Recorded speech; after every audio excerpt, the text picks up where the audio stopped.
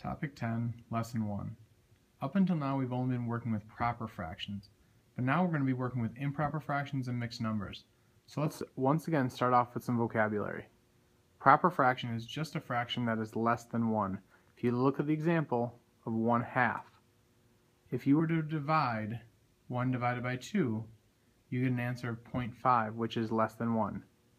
An improper fraction is a fraction that is greater than 1. The example of 3/2. If you divide 3 divided by 2, you get 1.5, which is greater than 1. In green, I wrote that the numerator for a proper fraction will be smaller than the denominator. But in an improper fraction, the numerator will be bigger than the denominator.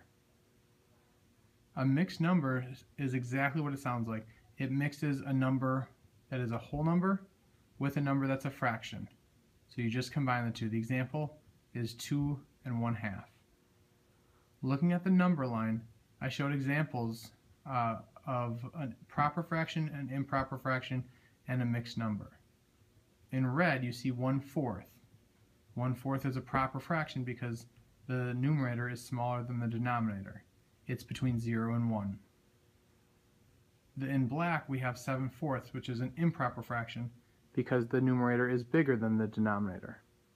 And in blue, we have 2 3/4, which is a mixed number.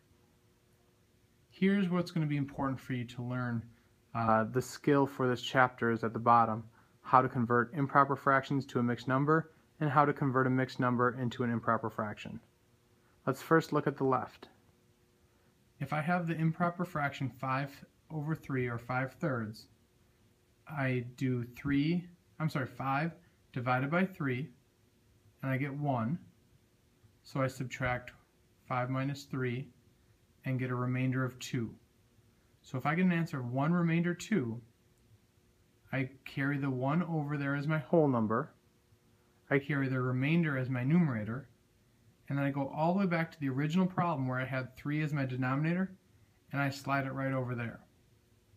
You can see I took my denominator from my original problem and continued it around to be my denominator for my new one. A mixed number. Over on the right, how to convert a mixed number into an improper fraction. I have the mixed number 2 2/5. This is a little confusing. I take my whole number and multiply it by my denominator, and then I add my numerator. So 2 times 5 plus 2 gives me an answer of 12.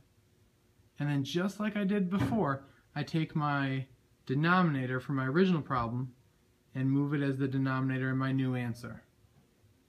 Let's do a couple problems just like this. Looking at the guided practice, number 1, 7/3 or 7/3.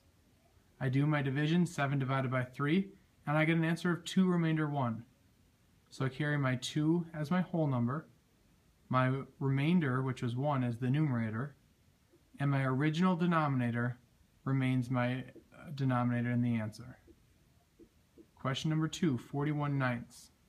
I divide 41 divided by 9 and get an answer of 4 remainder 5.